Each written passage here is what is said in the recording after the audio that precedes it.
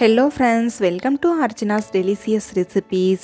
நம்ம வீடியோவில் இன்னைக்கு என்ன பார்க்க போறோம்னா எல்லாருக்குமே ரொம்ப பிடிச்சமான garlic bread recipe எப்படி செய்யலாம்ன்றதை பார்க்கலாம். இது செய்யிறது ரொம்ப ஈஸி தான். இந்த garlic bread recipe செய்யிறதுக்காக ஃபர்ஸ்ட் மாவு பிணைஞ்சு எடுத்துக்கணும். அதுக்கு கொஞ்சமா சுடு தண்ணி எடுத்துக்கலாம்.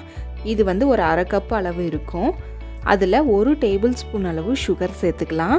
இந்த சுடுதண்ணி பார்த்தீங்கன்னா கை வச்சா லைட்டாக சுடணும், அதிகமாக சுடக்கூடாது. அதாவது அதிகமாக சூடாக இருந்துச்சுன்னா கொஞ்ச நேரம் அப்படியே வச்சுட்டு லைட்டான சூடில் நீங்கள் ஈஸ்ட்டை சேர்த்துக்கோங்க. இல்லைனா ஈஸ்ட் ஆக்டிவேட் ஆகாது. 1.5 டேபிள் ஸ்பூன் போல் ட்ரை ஈஸ்ட் சேர்த்துக்கலாம். சேர்த்துட்டு இது போல் நல்லா ஒரு டைம் கலந்து விட்டுருங்க. கலந்த பிறகு இதை மூடி வச்சு 10 நிமிஷம் போல் அப்படியே விட்டுருங்க.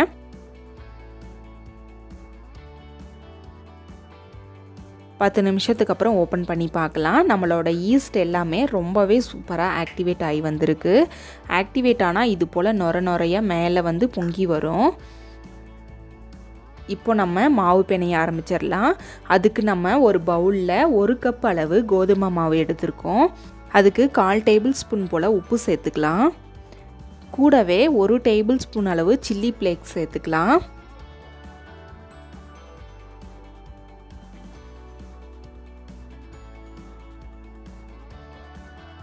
இப்போ இந்த 3 பொருளும் சேர்ந்து நல்லா கலந்து வர மாதிரி இது போல கலந்து விட்டுருங்க.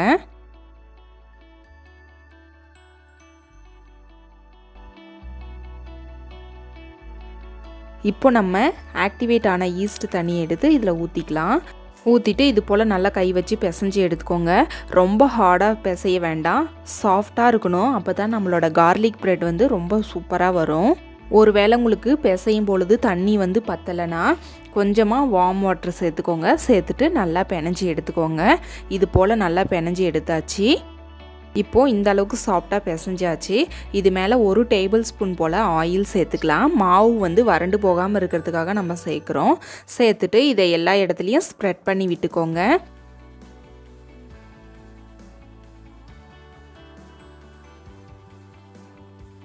இப்போ இதை 2 மணி நேரம் போல் மூடி வச்சு அப்படியே வச்சுருங்க. வார்மாக இருக்கிற பகுதியை பார்த்து வச்சுருங்க. அப்போ தான் சீக்கிரமாக நம்மளோட மாவு டபுள் மடங்கு ஆகி வரும். பாருங்கள், நல்லா டபுள் மடங்கு ஆகி வந்துருச்சு. இதில் கை வச்சு பார்த்தா இந்த அளவுக்கு சாஃப்டாக இருக்கணும். இதை திரும்பவும் ஒரு 5 நிமிஷம் போல் நல்லா கை வச்சு பிசைஞ்சு எடுத்துக்கலாம். நம்ம எந்த அளவுக்கு பிசைகிறோமோ அந்த அளவுக்கு தான் நம்மளோட கார்லிக் பிரெட் சாஃப்டாக நல்லா வரும். இப்போ சப்பாத்தி கட்டையில் வச்சு 10 நிமிஷம் போல் நல்லா இது போல் உருட்டி எடுத்துக்கோங்க. நல்லா உருட்டினதுக்கப்புறம் இந்த அளவுக்கு சாஃப்டாக நம்மளோட மாவு வந்திருக்கு. அதில் கொஞ்சமாக கோதுமை மாவை டஸ்ட் பண்ணிவிட்டு சப்பாத்தி கட்டையை வச்சு இது போல் உருட்டி எடுத்துக்கலாம். ரொம்ப தின்னாக உருட்டக்கூடாது, இந்த அளவுக்கு திக்னஸாக உருட்டி எடுத்துக்கோங்க.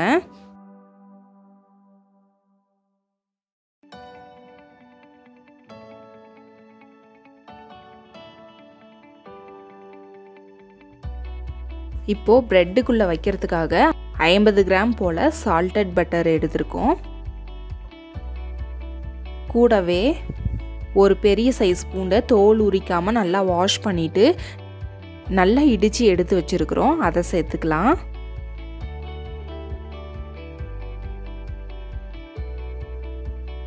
கூடவே 1 டேபிள் ஸ்பூன் போல் மல்லி இலையை சின்னதாக கட் பண்ணி சேர்த்துக்கோங்க.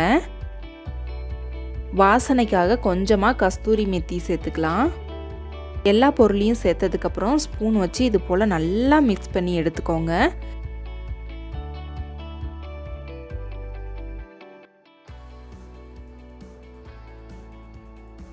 நல்லா மிக்ஸ் பண்ணதுக்கப்புறம் நம்ம தேய்ச்சி எடுத்து வச்சுருக்கிற சப்பாத்தியில் இது போல் நல்லா ஸ்ப்ரெட் பண்ணி விட்டுக்கோங்க.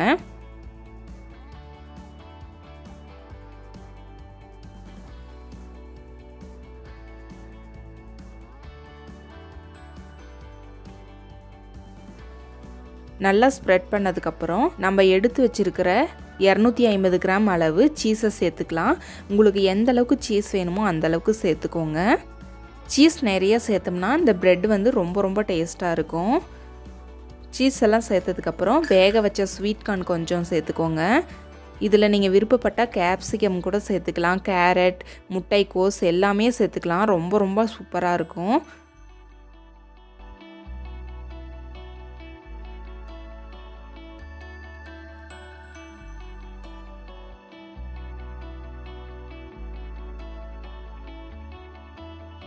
ஸ்வீட் கார்ன் எல்லாம் சேர்த்ததுக்கப்புறம் இப்போ இந்த ப்ரெட்டை வந்து க்ளோஸ் பண்ண போகிறோம். அதுக்காக இந்த ஓரங்கள் எல்லாத்துலேயுமே தண்ணி வச்சு அப்ளை பண்ணி எடுத்துக்கலாம். அப்போ தான் நம்ம வந்து மூடும்போது ஈஸியாக வந்து இது ஒட்டும். அதனால தான் நம்ம தண்ணி வைக்கிறோம். இது போல் ப்ரெட்டை க்ளோஸ் பண்ணிவிட்டு ஒரு டைம் கை வச்சு அழுத்தி விட்டுருங்க. அப்போ தான் இது நல்லா பேஸ்ட் ஆகும்.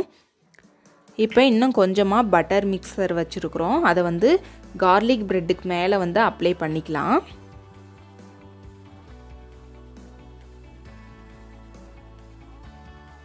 நீங்கள் எந்த பிளேட்டில் வச்சு செய்ய போகிறீங்களோ அந்த பிளேட்டில் வந்து கொஞ்சமாக பட்டரை வந்து க்ரீஸ் பண்ணி எடுத்து வச்சுக்கோங்க.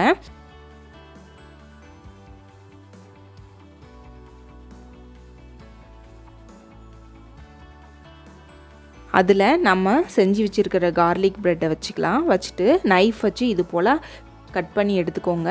அதாவது ஆழமாக கட் பண்ணக்கூடாது, மேலே உள்ள லேயர் மட்டும்தான் கட் ஆகணும்.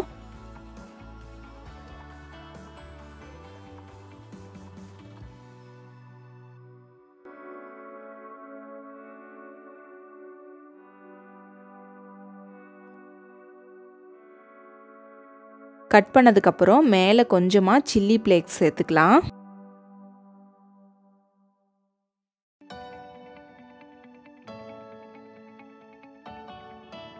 இதில் நீங்கள் விருப்பப்பட்டீங்கன்னா பெப்பர் பொடியை கூட சேர்த்துக்கலாம். இன்றைக்கி நம்ம அவனில் செய்ய போகிறதில்ல, ஒரு கடாயில் தான் செய்ய போகிறோம். நீங்கள் குக்கரில் கூட செய்யலாம், இது நம்மளோட விருப்பம் தான். அதுக்கு ஒரு அடிகனமான கடாய் எடுத்துக்கோங்க. அதில் கொஞ்சமாக உப்பு அடியில் சேர்த்துட்டு ஒரு ஸ்டாண்டு வச்சுக்கலாம். இதை மூடி வச்சு 10 நிமிஷம் போல் ப்ரீ ஹீட் பண்ணிக்கோங்க. இது நல்லா ஹீட் ஆகிருக்கு. இப்போ நம்ம ஓப்பன் பண்ணிவிட்டு நம்ம செஞ்சு வச்சுருக்கிற கார்லிக் ப்ரெட்டை இது உள்ளே வச்சிடலாம். இது போல் ப்ரெட்டை வச்சதுக்கப்புறம் இதை மூடி வச்சு 10லேருந்து 20 நிமிஷம் போல் ஹை ஃப்ளேம்லேயே வச்சுருங்க. லோ ஃப்ளேமில் வச்சிங்கன்னா பேக் ஆகிறதுக்கு ரொம்ப லேட் ஆகும். அதனால் ஹை ஃப்ளேம்லேயே 10லேருந்து 20 நிமிஷம் போல் வச்சுருங்க. 20 நிமிஷத்துக்கு மேலே விட வேணாம், நம்மளோட ப்ரெட்டு ரொம்ப ஹார்டாயிரும், சாப்பிட நல்லா இருக்காது. பாருங்கள், 20 நிமிஷம் ஆயிடுச்சு. நம்மளோட கார்லிக் ப்ரெட் எல்லாமே ரொம்பவே சூப்பராக ரெடியாகி வந்துருச்சு. நம்ம க்ரீஸ் பண்ண பட்டர் எல்லாமே உருகி வந்துருச்சு. இப்போ நம்ம இதை வெளியே எடுத்துடலாம். கார்லிக் ப்ரெட் வந்து இந்த அளவுக்கு சாஃப்டாக ரெடியாகி வந்திருக்கு. கை வச்சு பார்த்தாவே தெரியுது எந்த அளவுக்கு சாஃப்டாக வந்திருக்குன்னு பாருங்கள். 20 நிமிஷத்துக்கு அப்புறம் விட்டிங்கன்னா ரொம்ப ஹார்டாயிரும். சாஃப்டாக இருந்தால் தான் சாப்பிட்றதுக்கு ரொம்ப டேஸ்ட்டாக இருக்கும். இது போல் நைஃப் வச்சு எடுத்திங்கனாவே ஈஸியாக இது ரிமூவ் ஆயிரும்.